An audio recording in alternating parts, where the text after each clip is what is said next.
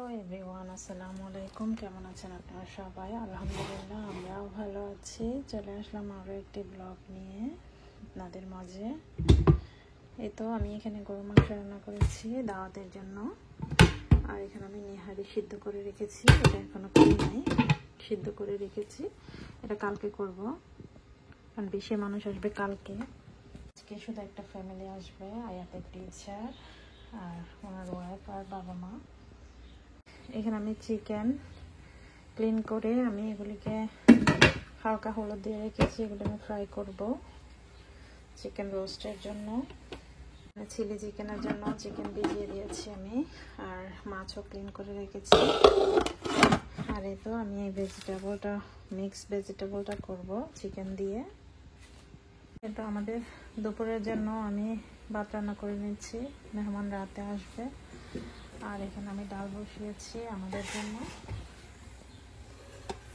আর এই তো একটু গরুর মাংস আমি উঠিয়ে রেখেছি, দুপুরে খাবে।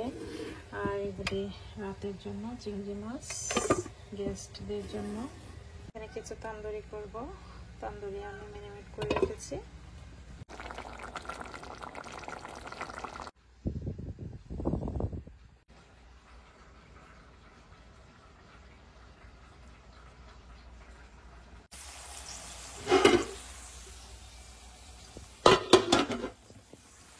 এটা মাছ ফ্রাই করা অলমোস্ট শেষ। এইটা আর কয়টাই আছে, বাকি সবগুলো মোটামুটি ফ্রাই করে ফেলছে। চিলি চিকেন এখানে আমি ডিম সিদ্ধ দিয়েছি।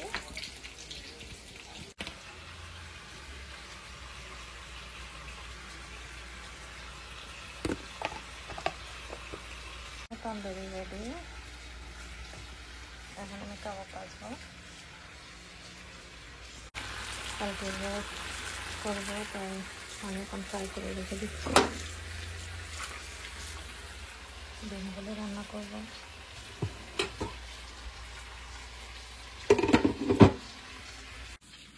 সবগুলো হয়ে গিয়েছে, সব ফ্রাই করা শেষ।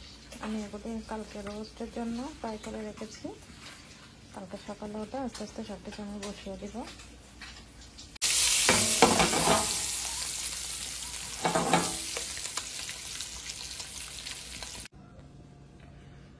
এই তো ডিমও শেষ রান্না করা, মোটামুটি আমি সব কিছুই গুছিয়ে ফেলেছি। এখন আসলে শুধু গরম করে করে টেবিলে সার্ভ করার পালা।